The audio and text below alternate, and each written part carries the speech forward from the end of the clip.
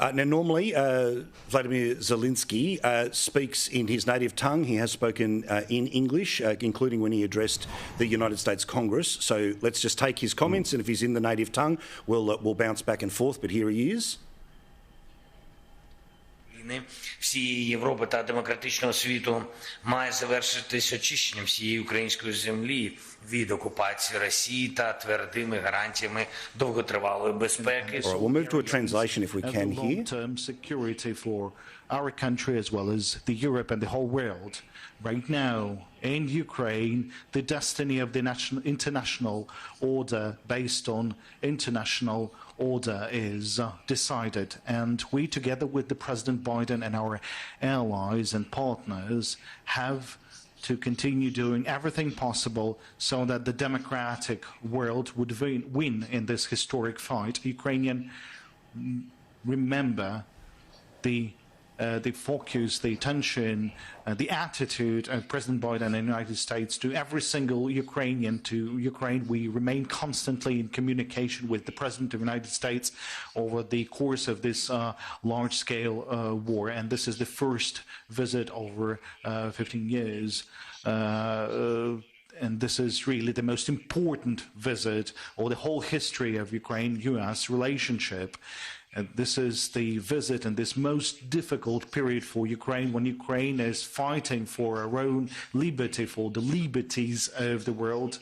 And this underlines the results that we have already achieved and what sort of historic achievements we might gain altogether with the whole world, with the United States, with Europe. And today our negotiations were very fruitful.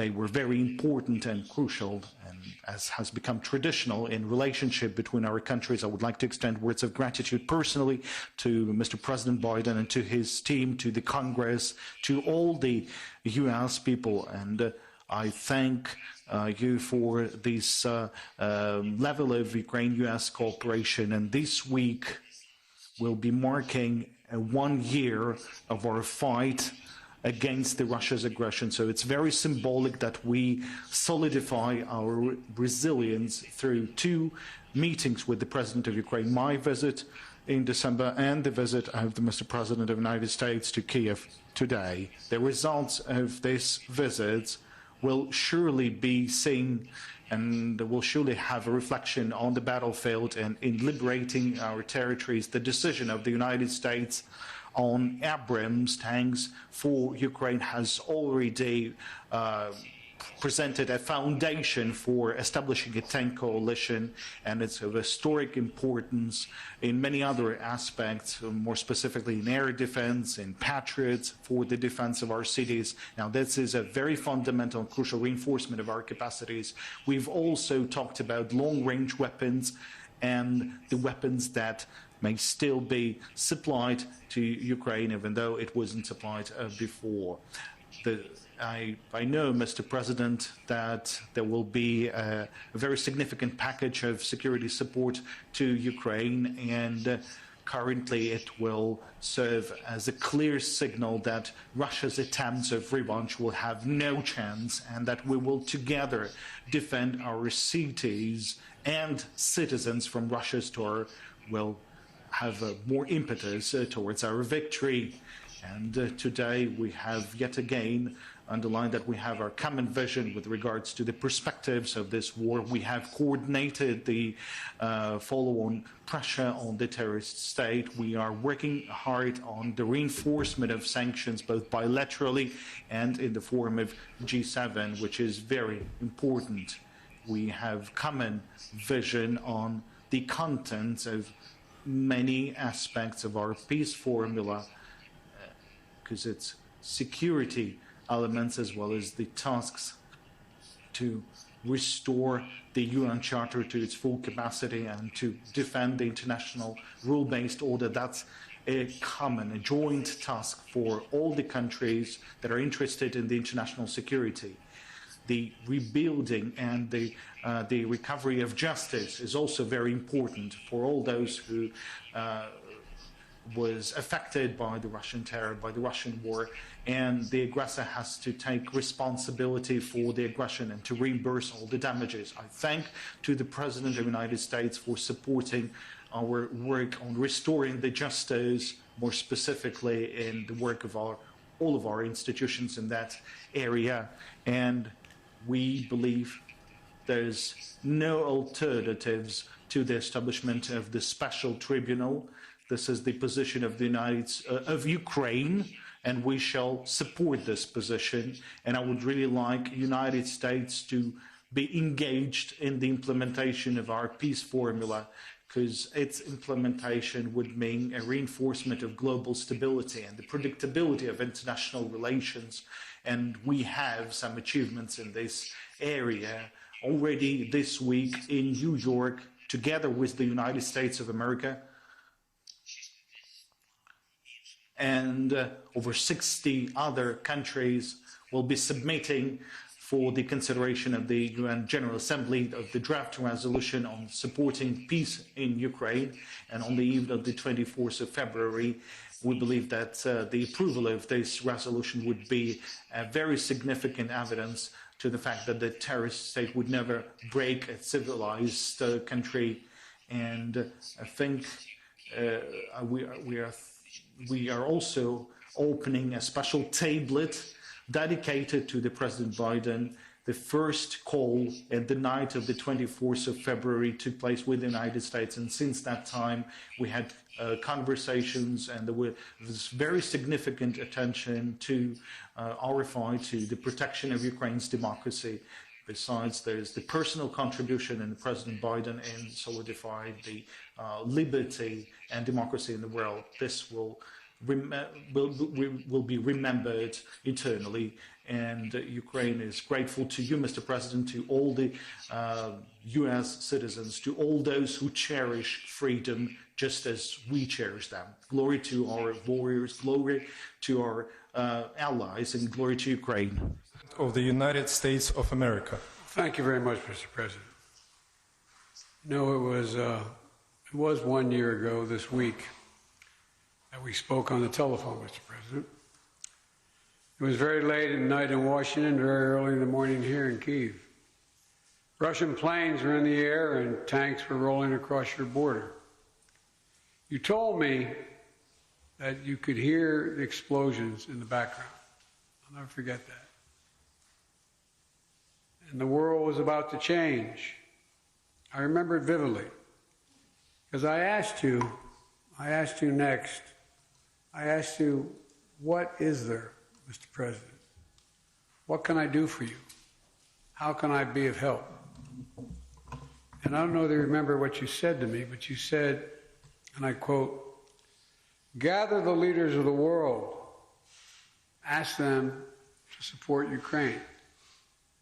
Gather the leaders of the world and ask them to support Ukraine. And you said that you didn't know when we'd be able to speak again. That dark night, 1 year ago, the world was literally at the time bracing for the fall of Kyiv. Seems like a lot longer ago than a year, but think back to that year. Perhaps even the end of Ukraine. You know, 1 year later, Kyiv stands, and Ukraine stands. Democracy stands. The Americans stand with you, and the world stands with you. Kyiv has captured a part of my heart, I must say. I've come here 6 times as vice president, once as president, and in 2009 as vice president when I first came here. Then back in 2014, I came 3 times in the aftermath of the Revolution of Dignity. And I again came in 2015 to address the Rada about the work of building a strong democracy. And I came in 2017, just before I left office as vice president. I knew I'd be back, but I wanted to be sure. Even though the election were over, Barack and I were out of office, I decided to make one more trip before the next president was sworn in to Kyiv.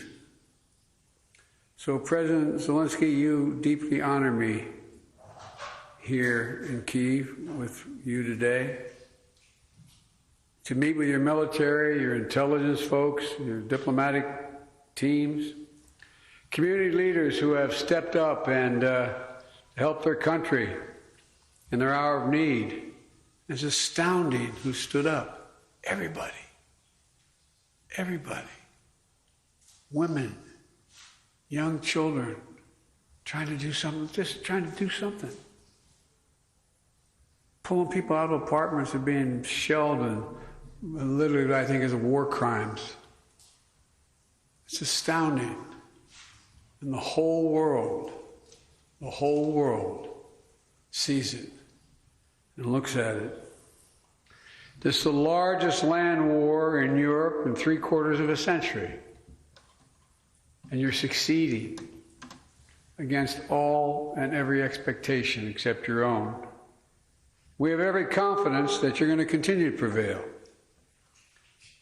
You know, from the moment I first received an intelligence report in the fall, about a year ago, we were focused on determining how do we rally the rest of the world? How do I help you with the promise you asked me to make, to rally the world? Well, how do you succeed? How do you get a world to respond to a prosperous economy, a confident democracy, a secure and independent state? When United Americans of all political backgrounds decided that they would step up. American people know it matters. Unchecked aggression is a threat to all of us. We built a coalition of nations from the Atlantic to the Pacific, NATO in the Atlantic, Japan in the Pacific. I mean, across the world. The number of nations stood up over 50. Help Ukraine defend itself with unprecedented military, economic, and humanitarian support. We united the leading economies of the world to impose unprecedented costs that are squeezing Russia's economic lifelines. Together, we've committed nearly 700 tanks and thousands of armored vehicles, 1,000 artillery systems, more than 2 million rounds of artillery ammunition, more than 50 advanced launch rocket systems, anti-ship and air defense systems, all defend Ukraine, and that doesn't count the other $500 million we're announcing with you today and tomorrow. That's going to be coming your way. And that's just the United States in this piece. And just today, that announcement includes artillery ammunition for HIMARS and howitzers, more javelins, anti-armor systems, air surveillance radars to help protect Ukrainian people from aerial bombardments. Later this week, we will announce additional sanctions against elites and companies that are trying to evade sanctions and backfill Russia's war machine. And thanks to bipartisan support in Congress, this week we're delivering billions in direct budgetary support, which the government can put to use immediately and help provide for basic services of citizens. The cost that Ukraine has had to bear has been extraordinarily high, and the sacrifices have been far too great. They've been met, but they've been far too great. We mourn alongside the families of those who've been lost to the brutal and unjust war. We know that there'll be very difficult days and weeks and years ahead. But Russia's aim was to wipe Ukraine off the map. Putin's war of conquest is failing. Russia's military has lost half its territory it once occupied. Young, talented Russians are fleeing by the tens of thousands not wanting to come back to Russia, not just fleeing from the military, fleeing from Russia itself,